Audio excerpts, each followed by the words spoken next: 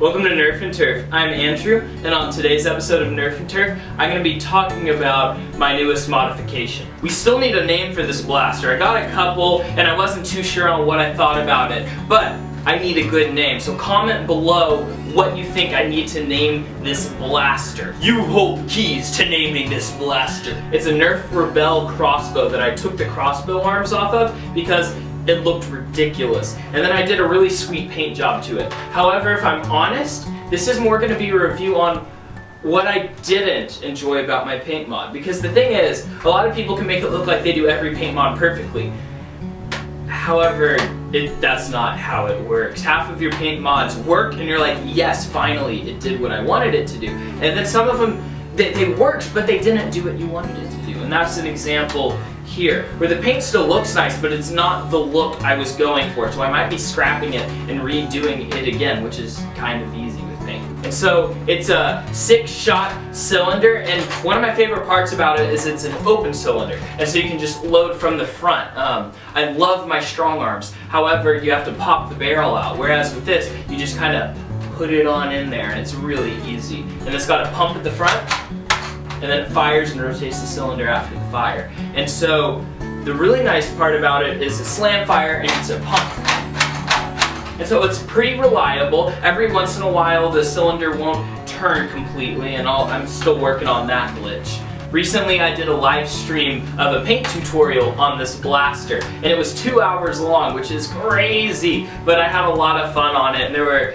a couple people on there that I was able to talk to and chat with, and so we had a great time. I really enjoyed that live feed. If you want another live feed in the future, just comment below and tell me what kind of live feed you want me to do, because I have so much fun with that. I just want to know what you'd like to see me do next, because I had fun interacting with y'all and getting to hear feedback as I was working on the blaster, on what you thought, what questions you had, and then people were even asking questions about the channel, about why I started it, how I started it, mod work, that kind of thing.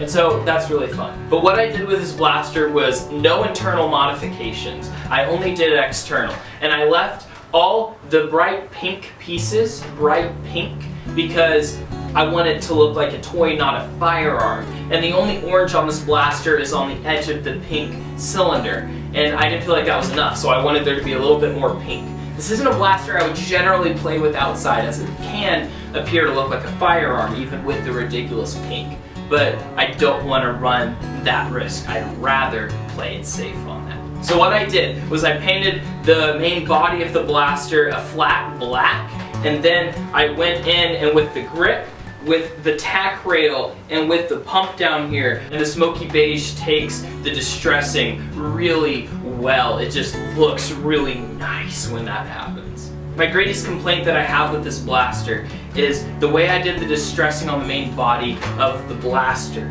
I was trying to go for the, scraped paint look, where it was a black paint that was placed on a silver blaster, and these are the scrapes that appeared. And it kind of worked. However, in some areas it looks like dry brushing, which isn't what I was going for with this specific thing. It just looks like there's another color on it. It just looks like a nice gray or silver, and that's not what I was going for. So I might be going at this blaster again, taking it apart and just redoing the black body. So just repainting it black, and then trying my distressing technique again. The main problem I think I had is that I was rubbing it in too much in certain areas where I couldn't get it on. Instead, what I learned was what I'd like to do is just have a little bit more of the paint on my paper towel when I swipe. That way it's going to have a nice shiny gloss to it. There's various parts on it where it has a nice shine to it, and then other parts where it's just a dull silver. And I was going for the bright shine. And so that happened when I put more on, and not globbed it on, but it was a thicker amount of the silver paint on. And so I'm going to retry it and do it with that just to see how it works, because I think that might be what ties it over and just makes it pop. On projects like the Arctic, the distressing works really well because it's a very angular blaster and it has a lot of sharp edges and corners. And so it takes that paint and makes it look like, ooh, there's a scuff mark there, because corners are naturally where paint's likely to scrape off of. However, with things like this crossbow, it's so smooth that there's not really too many sharp edges where the paint would chip like that. And so it was really hard to try to figure out how I was going to get that look, and it didn't work. And so I'm going to go at it again, give it the old college try, and see what I can do with it, because there's parts of it that just look perfect, and then there's parts of it that I really wish I could do again. So I'm going to do it again. That's the great part about modding. You're going to make a lot of mistakes. I generally go into a mod terrified that I'm going to ruin the blaster or break it, and the truth is you can't. I mean, you probably can if you took a hacksaw to it. However, with this type of modification, especially with the paint modification, it's really easy to fix things. It's really easy to do things over and make them look exactly the way you want. So try again, and don't be afraid to fail. It's okay. Alright, let's go fling some foam. Pew pew pew. Alright, let's fling some foam.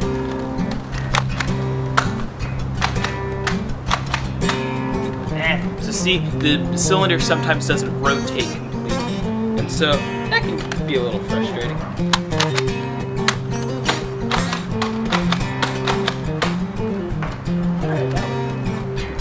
Alright, let me try that again to see if we can get 6 straight darts off, because I usually can, but it doesn't want to do it right now. The nice thing is this blaster does get off a really good pop, because it's very similar internals to the strong arm, and so it still hits pretty hard and can get a pretty good distance. So that's the really nice part about it. And it feels super compact. You could hack this off and make it a pistol that pumps, but I kind of like the stock. It's a little short, but it's fun.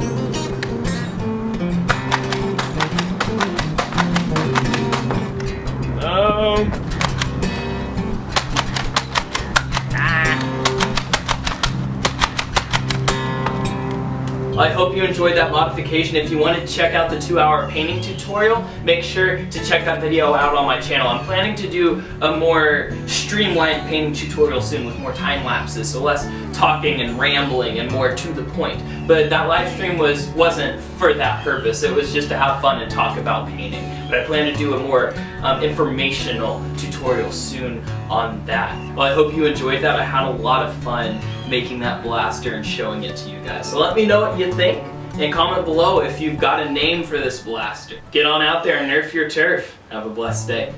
Bye-bye.